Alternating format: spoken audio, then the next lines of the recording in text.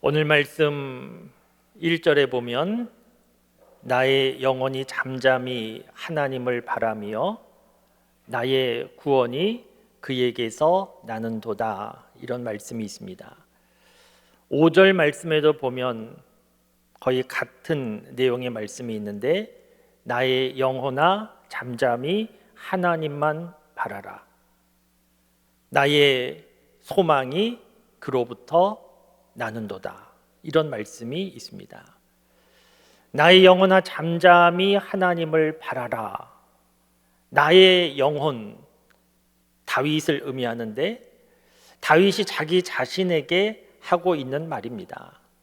나의 영혼아 잠잠히 하나님 바라라.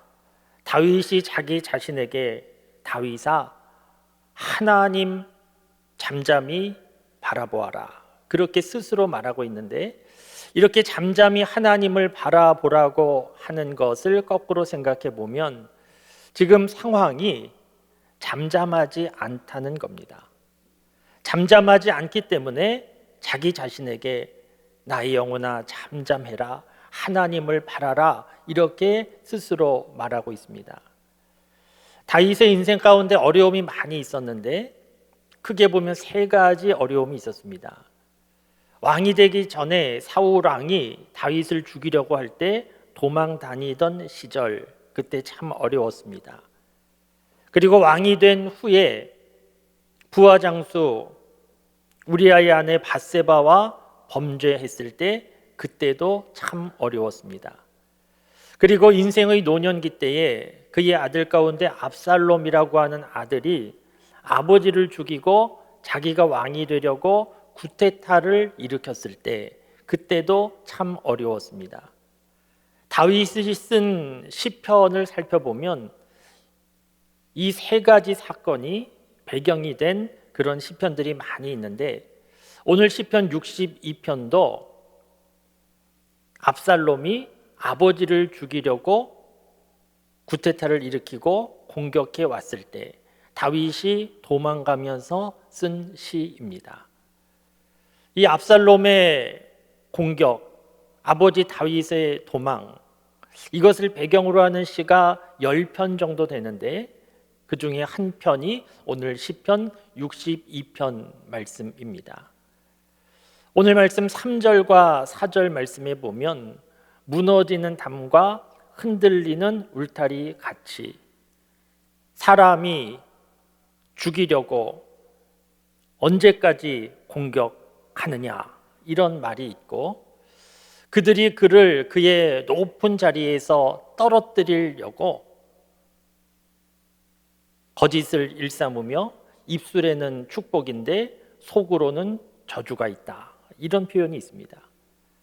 다윗을 죽이려고 끊임없이 계속 공격하고 있다는 것이고, 높은 자리에서 떨어뜨리려고 하고 있다는 것이고, 입술로는 축복을 말하는데 속으로는 저주가 있다는 겁니다. 지금 다윗은 왕궁에서 도망친 상황입니다. 아들이 아버지를 죽이려고 공격해 온 이 상황 가운데 허겁지겁 왕궁을 벗어났고, 그래서 정신없이 도망치느라 몸은 무척 피곤했을 겁니다. 그리고 앞날에 대한 걱정과 두려움이 많이 있었을 것이고, 무엇보다 그 마음을 생각해 보면 아들이 아버지를 죽이려고 공격해 온 상황, 아버지로서 얼마나 참담한 상황입니까?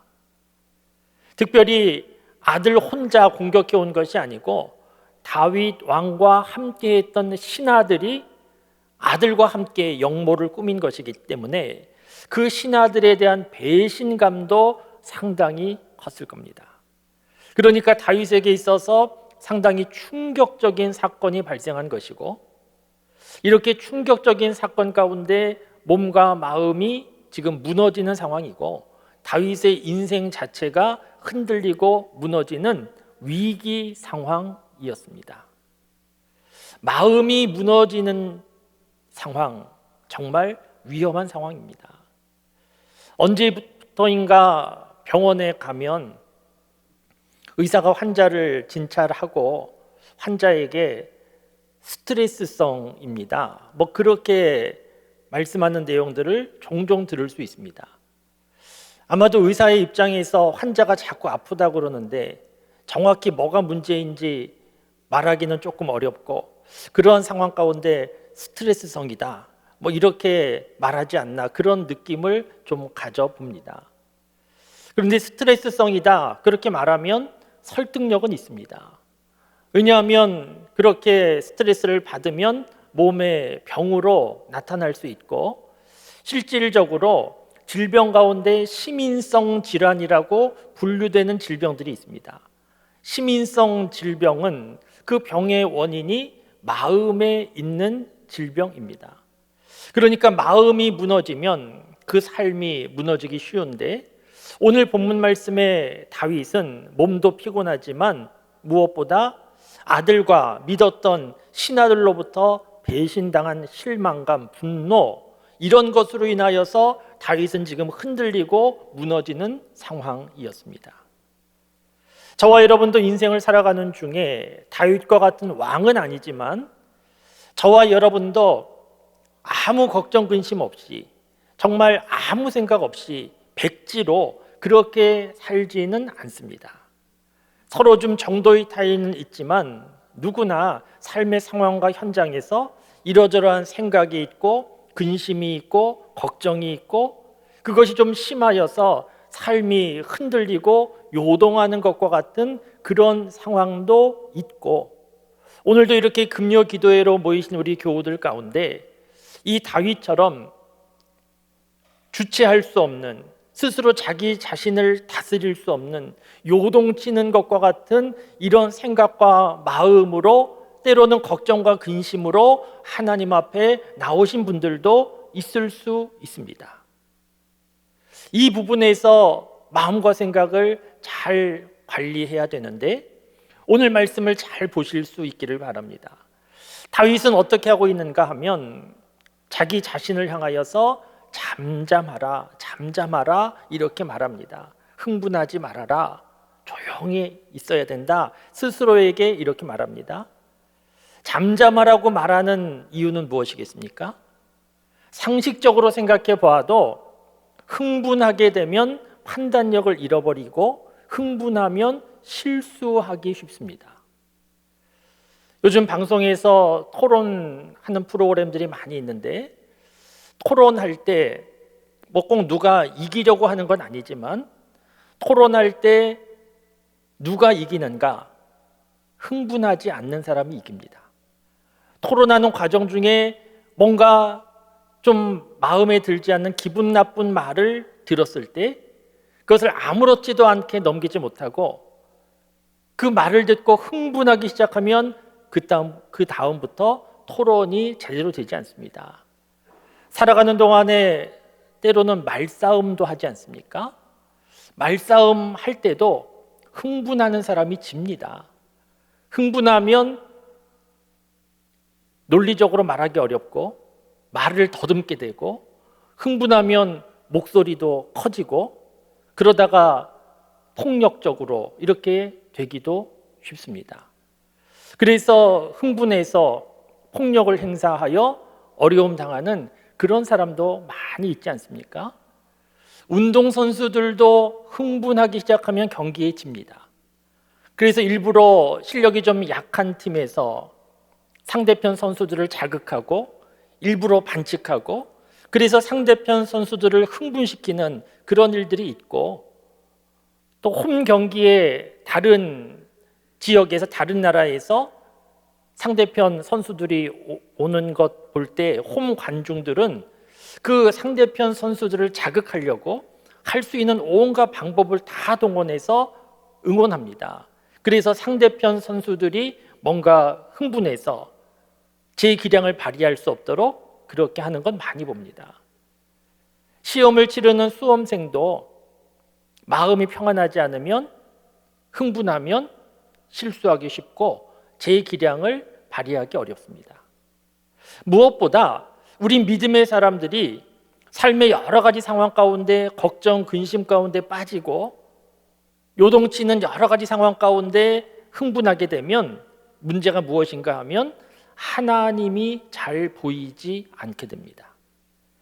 출애굽기 14장 말씀에 보면 오늘 본문 말씀과 거의 똑같은 말씀이 있는데, 하나님께서 이스라엘 백성들에게 뭐라고 하셨는가 하면, 너희 가만히 좀 있어라. 너희 가만히 좀 있어라. 하나님께서 이런 말씀하셨습니다. 요즘식으로 좀 쉽게 말하면 조용히 좀 해라. 내가 정신을 차릴 수 없다. 너희들 가만히 좀 있어라. 하나님께서 이렇게 말씀하시는 것과 같습니다. 하나님께서 정신을 차릴 수 없다는 것이 아니고, 지금 백성들이 스스로 소란해서 자기들 정신을 차릴 수 없는 그런 상황인데, 그 출애굽기 14장 어떤 상황인가 하면, 이스라엘 백성들이 출애굽한 이후에 도망쳐 나오는 중에 홍해 앞에 섰습니다. 앞에는 건널 수 없는 홍해가 있고, 뒤에는 바로왕의 군사들이 칼을 빼어들고 죽이려고 쫓아오는데, 그러니까 앞으로도 갈 수 없고 뒤로도 갈 수 없는 상황 가운데 이스라엘 백성들이 어떤 생각했겠습니까? 우리는 이제 다 죽었구나. 그래서 두려움에, 걱정에 흥분하기 시작했습니다. 그래서 모세를 향하여, 하나님을 향하여서 원망하기 시작합니다. 애굽 땅에는 매장지가 없어서 우리를 이곳까지 끌어내어서 여기서 다 죽게 하느냐? 그러면서 흥분했습니다. 여러 사람들이 울었습니다. 울부짖고 소리치고. 그러니까 60만 명, 어른 남자만 60만 명이 넘는 사람들이 이렇게 큰 소리를 지르면서 울고 하니까 그 분위기가 어떠했겠습니까? 하나님께서 이때 주신 말씀이 너희들 가만히 좀 있어라, 이렇게 말씀하셨습니다. 가만히 있어라. 지금 이스라엘 백성들은 하나님이 잘 보이지 않는 겁니다. 그동안 애굽에 있는 동안 10가지 재앙을 내리셨고, 그 놀라운 10가지 재앙을 통하여 출애굽했는데, 이스라엘 백성들이 그 10가지 재앙을 목격했는데, 하나님이 하신 일임을 다 알았는데, 지금 눈앞에 홍해가 있고 뒤에는 바로왕의 군사들이 죽이려고 쫓아올 때, 이들은 그 상황 가운데 마음과 생각이 요동치고 흥분하다가 지금까지 인도하신 하나님을 잊어버린 겁니다. 저와 여러분도 그럴 수 있습니다. 저와 여러분도 하나님 믿는 믿음 안에 살지만 뜻밖의 갑자기 우리가 감당할 수 없는 문제를 만나게 될 때, 우리는 걱정, 근심, 두려움에 휩싸여서 하나님을 잊어버릴 수 있습니다. 이때 주시는 하나님의 말씀이 무엇인가 하면, 너희들 가만히 좀 있어라, 잠잠히 있어라, 이런 말씀을 주시는데, 오늘 본문 말씀에서 다윗이 이 어려운 상황 가운데 자기 자신을 향하여 하는 말이 잠잠하라는 겁니다. 우리 교우들도 여러 가지 삶의 상황 가운데 오늘 하나님 앞에 예배드리러 나오셨는데, 하나님께서 은혜 주셔서 마음과 생각이 요동치는 것과 같은 상황이 하나님께서 도와주셔서 잠잠하게 되는 그런 은혜가 있을 수 있기를 바랍니다. 그런데 여러분, 잠잠하다라고 하는 것을 생각해 보면 이게 사실 쉬운 일이 아닙니다. 지금 상황적으로 보면 걱정과 근심과 두려움이 많이 있는데 어떻게 잠잠할 수 있겠습니까? 흥분하는 것 당연합니다. 어떻게 하면 잠잠할 수 있는가? 오늘 말씀에 보면 잠잠히 하나님만 바라라, 이렇게 되어 있는데, 그러니까 잠잠할 수 있는 방법은 혼자서 자기 자신에게 차분해야지, 조용해야지, 잠잠해야 돼, 뭐 이렇게 스스로 무슨 마인드 컨트롤해서 되는 게 아니고, 하나님을 바라보는 것이 잠잠해지는 방법인데, 하나님을 바라보는 구체적인 방법은 오늘 읽은 본문 말씀 가운데 마지막 절 8절 말씀에 있습니다. 8절 말씀에 보면 시시로 그를 의지하고 그 앞에 마음을 토하라. 하나님은 우리의 피난처시다, 이런 말씀이 있습니다. 그 마음을 어떻게 하라고 되어 있는가 하면 하나님 앞에 그 마음을 토하라. 우리가 식사하고 간혹 체하거나 속이 좋지 않아서 고생할 때 이렇게 토하는 그런 일들이 있는데 거의 같은 맥락입니다. 그렇게 속이 불편할 때 토하면 속이 편해지는 것처럼 걱정, 근심 모든 것을 하나님 앞에 토하라는 겁니다. 히브리어 단어로 보면 샤파크라고 하는 단어인데 그릇에 담긴 것을 바닥까지 깨끗이 비우는 것이 샤파크라고 하는 단어의 뜻입니다. 그러니까 우리 속에 있는 걱정과 근심과 두려움을 하나님 앞에 있는 그대로 깨끗이 다 아뢰고 비워내는 것이 토하는 겁니다. C.S. 루이스라고 하는 분이 있습니다. 이름 들어보신 분들 많이 있을 겁니다. 순전한 기독교 뭐 그런 책도 쓰셨고 아주 대단한, 지금은 돌아가셨는데 기독교 작가셨는데 이분은 목회자는 아니었습니다. 목회자는 아니었고 영국의 옥스퍼드 대학의 철학, 문학을 가르치는 교수셨는데 워낙 지적 능력이 탁월해서 어린이와 어른을 위한 동화도 많이 만들기도 하시고 그래서 나니아 연대기 뭐 이런 작품으로 영화도 만들어졌는데 이 C.S. 루이스라고 하는 분은 원래 예수님 잘 믿는 분은 아니었습니다. 불가지론자였습니다. 그러니까 신이 있는지 없는지 나는 판단할 수 없다. 나는 모르겠다. 그런 입장이었는데 문학에 대한 관심이 많고 지적인 호기심이 많다 보니까 그런 맥락에서 성경을 계속 읽다가 결국에는 예수님을 믿게 되었는데 이분은 특별히 시편에 대하여서 깊은 감동을 받았습니다.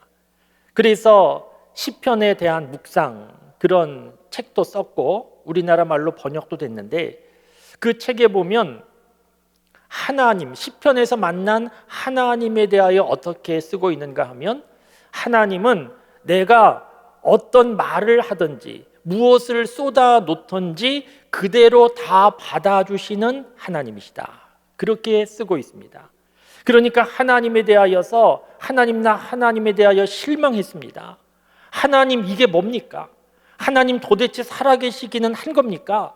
이렇게 하나님에 대하여서 항의하는 것과 같은 어쩌면 좀 불경스러운 것과 같은 말을 다 쏟아내도 하나님은 넉넉한 품으로 다 받아주시는 하나님이라는 겁니다. 오늘 시편 말씀에서 내 마음을 하나님께 쏟아 놓으라는 것은 하나님께서 들으실 때 신앙적으로 문제없는, 하나님께서 들으실 때 기분 나쁘지 않는 그 정도 말을 쏟아 놓는 것이 아니고 내 안에 있는 온갖 불편하고 힘들고 걱정이 되고 근심이 되고 두려움이 있고 또 다른 사람은 전혀 모르는 나만이 알고 있는 은밀한 모든 것도 있는 그대로 하나님 앞에 다 토하라는 겁니다. 쏟아 놓으라. 이렇게 하나님 앞에 내 속에 있는 모든 것을 쏟아 놓으면 어떻게 되는가 하면 잠잠해질 수 있습니다. 우리의 복잡하고 요동치는 모든 것들이 잠잠해질 수 있습니다. 여러분, 우리가 살고 있는 세상을 보면 계속된 코로나 상황 가운데 얼마나 소란하고 걱정이 많이 있습니까? 날마다 확진자 수가 몇 명이다 이런 것만 보면서 참 힘든 시간을 보내고 있는데 우리나라는 요즘에 계속해서 대통령 선거를 앞두고 대통령 후보자들이 나와서 또 후보자를 지지하는 정당과 사람들이 별로 대단한 일도 아닌데 그것 가지고 계속해서 비난하고 또 비난하고 그래서 사실인지 아닌지도 헷갈리고 피로도가 점점 쌓여가는 이런 시대를 지금 우리가 살아가고 있습니다. 우리 개인적으로도 가정적으로도 직장에서도 얼마나 어려움이 많이 있습니까? 오늘 우리에게 필요한 것은 평화가 필요합니다. 하나님이 주시는 평화. 시기적으로 보면 성탄절을 앞두고 있는데 성탄절을 앞두고 찬송가 112장 우리가 많이 부릅니다.